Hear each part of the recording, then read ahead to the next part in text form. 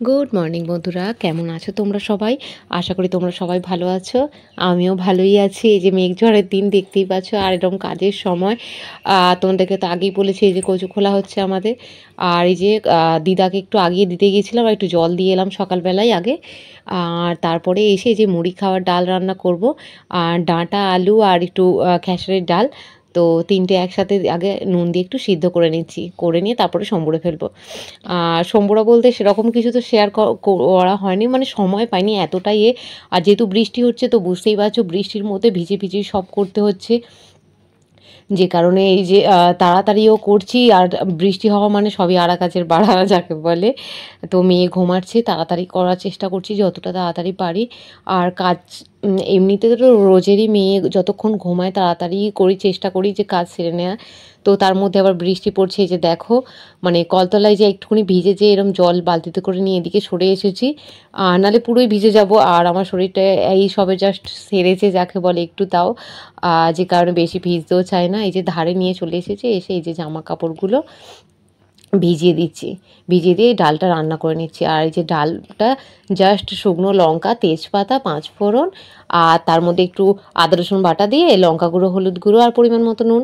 আর যেহেতু ডালটা নুন দিয়ে আমি সিদ্ধ করেছিলাম, তো নুন আমি তো আর দিইনি। তো যেভাবে সিদ্ধ করা ছিল ব্যাস ওটা দিয়ে এই যে সম্বুরে ফেলেছি, ব্যাস হয়ে গেল ডাল রান্না। একটু ভালোভাবে ফুটিয়ে নিয়ে তারপরে এই যে আমি মাঠে যে যাবে, মাঠে না, ওই রাস্তায় যে ধারে যে এতে কচু ছেঁড়া হচ্ছে না, মিনি ঘর যেটা আমাদের, তো ওখানে কচু ছেঁড়া হচ্ছে, ওখানেই তরকারি আর মুড়ি সব দিয়ে আসবো। যে কারণে এই যে টিফিনের মধ্যে দিয়ে দিচ্ছি, দিয়ে আর এই যে আমি নিয়ে চলে এসেছি মুড়ি। আর যে দেখো বৃষ্টির কারণে না সব কাদায় ভর্তি, আর বেশি কচু খুলতেও পারিনি, অল্পই কচু খোলা হয়েছিল, জাস্ট এক বস্তাই খোলা হয়েছিল। আর ভিজে ভিজে এইভাবে খোলা তো সম্ভব না, আর শ্বশুরমশাইয়ের শরীর ভালো ছিল না, এই জাস্ট সেরেছে, যে কারণে আরও খোলেনি। আর এত কাদা না, যে কারণে মানে খুলতে পারা যাচ্ছে না, যে খুলে কাজ আগাচ্ছে না। তো মুড়ি দিয়ে এসে এই যে আমিও মুড়ি খেতে বসে গেছি। আর এই যে ডাল আর নিয়ে নিয়েছি আমি, পেঁয়াজ নিয়েছি একটু, আর এ দিয়ে মুড়ি খেয়ে নেব। খেয়ে নিয়ে তারপরে এই যে শ্বশুরমশাই যে রাস্তা দিয়ে একটা কে আর কি ভাই যাচ্ছিল আর কি বাজার, তো তাকে এই যে মাছ আনতে দিয়েছিল। তো মাছটা এই যে আমাকে আবার দিয়ে গেছে, আমি কচু ছিঁড়তে চলে যাব, যে কারণে বললো যে মাছটা দিয়ে গেলে, বললো মাছটা বেছে নুন মাখিয়ে রেখে তারপরে আসবে। তো এই যে আমি মাছের এই যে আঁশগুলো একটু ছাড়িয়ে নিচ্ছি, আর ছাড়িয়ে নুন টুন মাখিয়ে সব মোটামুটি রান্নার জোগাড় করে তারপরে কচু ছিঁড়তে যাব। একটু একটু কচু ছিঁড়ে এসে তারপরে আবার ভাত টাত করবো, স্নান করব, মেয়েকেও তারপরে স্নান টান করাবো। তো মেয়েকে খাওয়ানো হয়ে গেছে, খাইয়ে এবার যাব বলেই বেরোচ্ছিলেন, তারপর দেখি না মাছ নিয়ে এসেছে। তো এই যে মাছটা বেছে তারপরেই যাব। আর প্লিজ বন্ধুরা, তোমাদের ভিডিওটা কেমন লাগলো আমাকে অবশ্যই কমেন্টে জানিও। আর প্লিজ যারা আমার চ্যানেলে নতুন, প্লিজ প্লিজ প্লিজ আমার চ্যানেলটা একটু সাবস্ক্রাইব করে দিও, আমার পাশে একটু থেকো।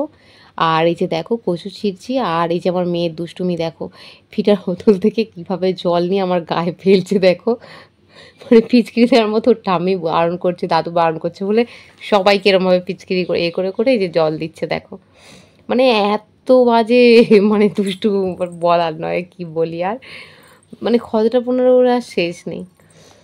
তো এই যে কচু সব তাড়াতাড়ি করে সবাই ছিঁড়ে, আমি তো থাকতে থাকতেই আবার বাড়ি চলে আসি, কিছুটা থাকে তারপর চলে আসি। এই যে কচু ব্যাপারীরা সব যাচ্ছে আর কি, যারা কচু কিনতে আসে, তো দেখতে বেরিয়েছে আবার আর কি।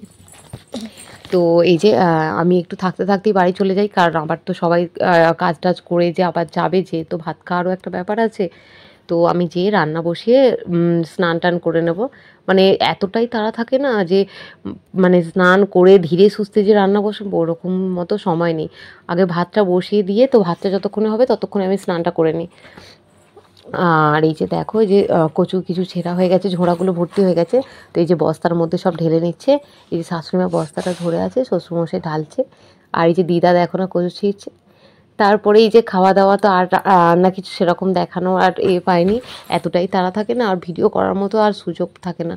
তারপরে এই যে বিকালবেলা আমার মেয়ে ঘুম থেকে উঠে এই যে দেখো টিপ পড়ছে, তো এই যে টিপ বলে করছিল, এই যে টিপ পরিয়ে একটু সাজুগুজু করিয়ে দিচ্ছি, বাঁধের দিকে ঘুরতে যাবে। প্রত্যেক দিনই ওর দাদুর সাথে একটু যায়, এখন একটু কাজের চাপ বলে সেইভাবে যাওয়া হয় না, তাহলেও নিয়ে যায় কিছুক্ষণ, আধা ঘন্টা হলে একটু ঘুরিয়ে নিয়ে আসে, বায়না করে না। আর এই যে টিপ পরিয়ে দিয়েছি, এই যে পাউডার মাখবে, মানে ও একা মাখবে সেই জন্য বায়না করছে, দেখো কীরকম হাসছে, মানে পাউডারের তুলিটা নিয়ে ও একা একা পাউডার দেবে আর কি, সেই জন্যই হাসছে। আর এই যে দেখো আমি ওই টিপ পরিয়ে দিয়েছি, পরিয়ে দিয়ে এবার টিপটা একটু পাউডার দিয়ে দেবো। আর ও এই যে দেখো তুলি নিয়ে ওরে নিয়ে কেমন ঘষে ঘষে দেখো পাউডার মাখছে, মানে কি খুশি। মানে আমি একটু তুলিটা ভালো করে ঝেড়ে দিই, কারণ অতিরিক্ত আবার এ করে ফেলবে না, নাক দিয়ে আবার বেশি এ হয়ে যাবে, যে কারণে এই যে আমি একটু এ করে দিচ্ছি। আবার মানে ওরকম পছন্দ নয়, একা একা করবে।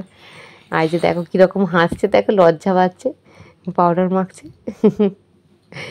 আর এই ঘুম থেকে উঠেছে না, আর এই যে দেখো এই যে একটু সাজুগুজু করিয়ে দিতে হবে, মানে ও একটু মানে সাজতে গুজতে একটু ভালোবাসে, মুড অনুযায়ী আবার।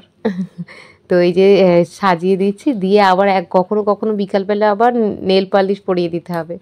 নেল পালিশ তো আর বলতে পারে না, বলবে মা পালিশ করে।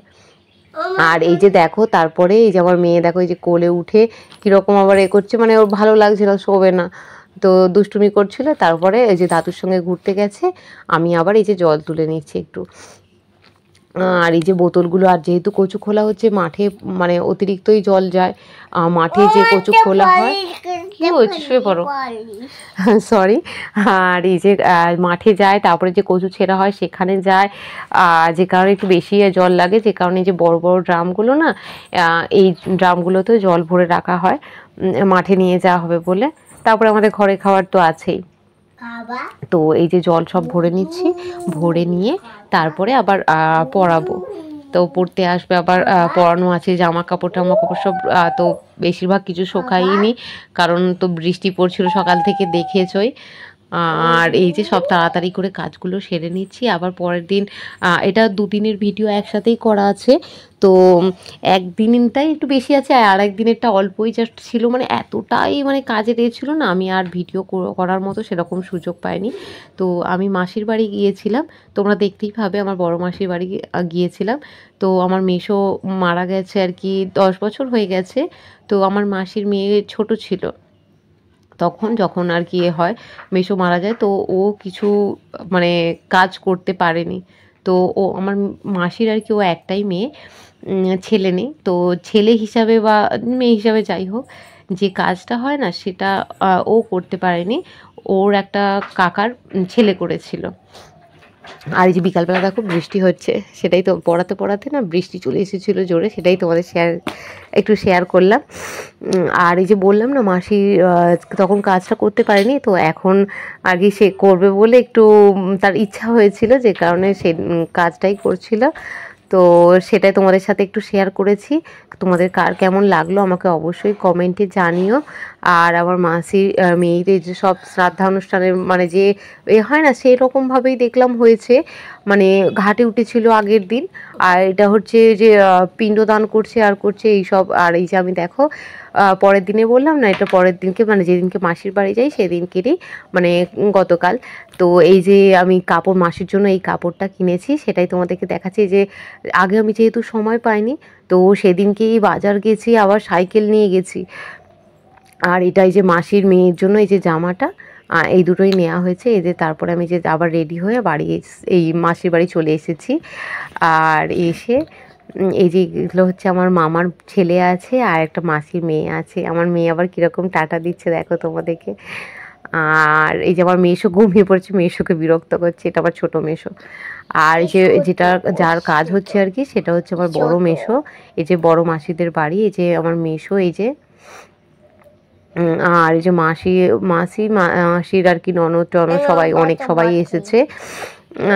ভালোই মানে আমার মাসির মেয়ে আর কি এখন কাজ টাজ করে, তো ওর ইচ্ছা গেছে যে যেহেতু ইনকাম করে আর কি, আর তখন যেহেতু করতে পারেনি, তো সেই কারণে এই যে এখন করেছে, যেমন পেরেছে আর কি করেছে। যাই হোক খুবই ভালো লেগেছে, আমরা সবাই একটু আনন্দ করে গিয়েছিলাম। এই যে দেখো ও এই যে পূজায় বসেছে, তো ওদিকে ওই যে হরিনামের বসেছে, ওদিকে আরও আছে অবশ্য ভেতর দিকটা করে।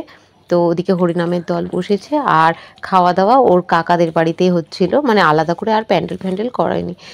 যেহেতু অনেক লোকের নয়, 100 কতজনের লোকের ব্যাপার ছিল, ওর কাকাদের দালানটা বড় ছিল, তো ওখানেই হয়ে গেছে। আর তারপরে যে আমরা বাড়ি চলে এসেছি বিকালবেলা, এসে যে আমার মেয়ে আবার বেরিয়েছে, দেখো দাদুর সাথে ঘুরতে বেরিয়েছে।